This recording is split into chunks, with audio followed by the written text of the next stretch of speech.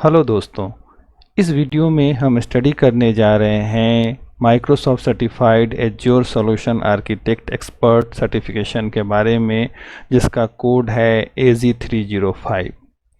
तो पहले जो सर्टिफिकेशन है ये AZ304 हुआ करता था। अभी जैसे कि अगर आप सर्च करेंगे AZ304, ओके, तो ये हुआ करता था azure solution architect expert certification.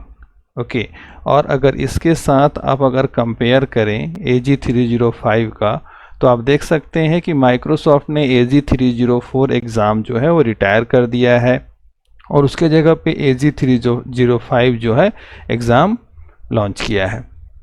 तो अब देखिए, इसमें सबसे बड़ी बात यह है कि आपका AZ305 अगर आप एक बार एग्ज़ाम दे लेते हैं तो यह नेवर एक्सपायरी है। ओके, दैट मीन्स यह एक्सपायर सर्टिफिकेट नहीं होता है, जस्ट लाइक AZ900 और AI900, या हम कह सकते हैं 900 सीरीज़ के जो एग्ज़ाम हैं वो एक नेवर एक्सपायरी होते हैं। उसी तरह से आपका AZ305 भी जो है वो नेवर एक्सपायरी एग्ज़ाम है। ओके, तो ये एक बेनिफिट है, एक बार आप दे लिए तो फिर आपका ये हमेशा के लिए रहेगा, जब तक ये एग्ज़ाम रहेगा और यह माइक्रोसॉफ्ट इसे रिटायर नहीं कर देती है तब तक।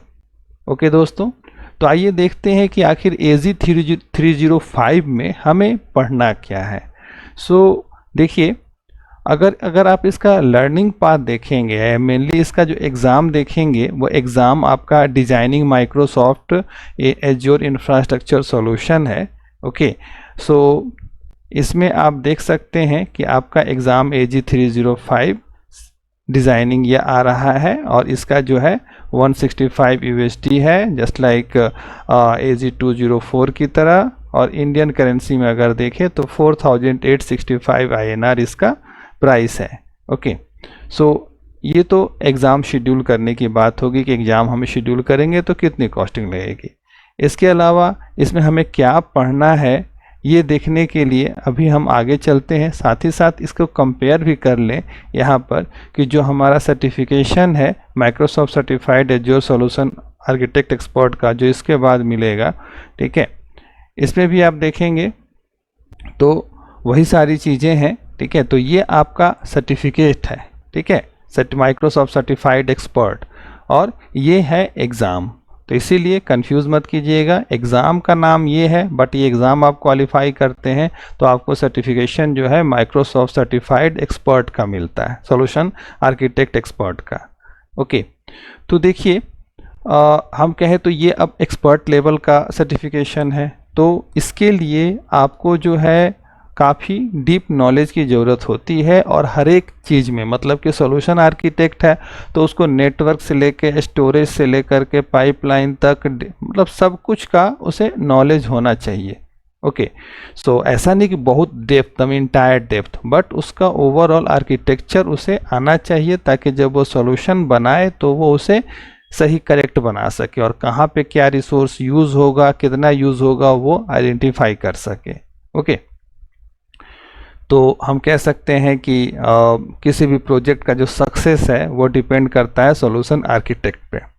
इसलिए ये जो है जो पोजीशन होता है कंपनीज में, वो काफ़ी रिस्पॉन्सिबल पोजीशन हो जाता है। ओके, अब देखिए, इसमें जो है आपको compute, network, storage, monitoring, security, इन सभी में आपको अच्छी खासी एक्सपर्टीज होनी चाहिए, हम कह सकते हैं, तो आप सब्जेक्ट मैटर एक्सपर्ट होने चाहिए।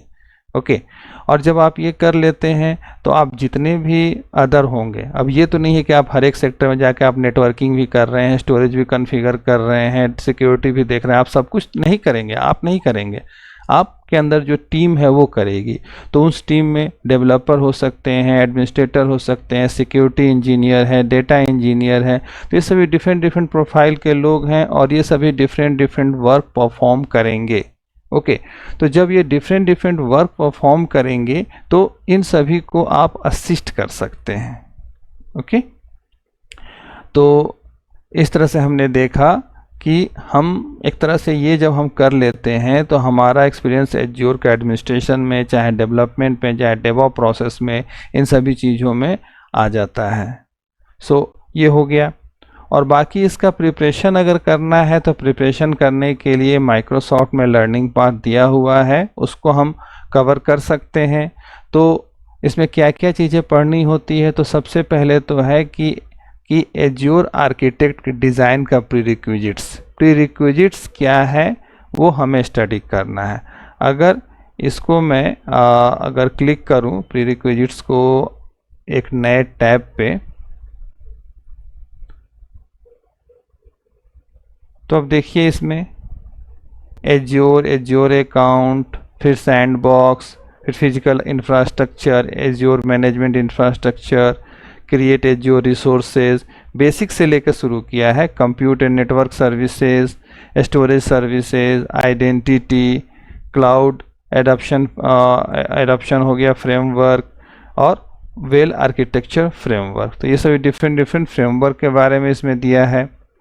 फिर उसके बाद हम आते हैं सेकंड में, तो इसमें देखिए आपको आइडेंटिटी गवर्नेंस एंड मॉनिटरिंग के लिए क्या चीज़ें यूज़ करते हैं इसके बारे में पढ़नी है। थर्ड अगर हम देखें तो डिज़ाइन बिजनेस कंटिन्यूटी सॉल्यूशंस। तो बिजनेस कंटिन्यूटी सॉल्यूशंस कैसे हम डिज़ाइन करेंगे, इसको अगर हम नेक्स्ट टैब पे ओपन करके देखें तो इसमें जो है high availability and disaster recovery strategies कैसे अपनाते हैं, ये है। बैकअप एंड डिजास्टर रिकवरी कैसे करते हैं, ये है।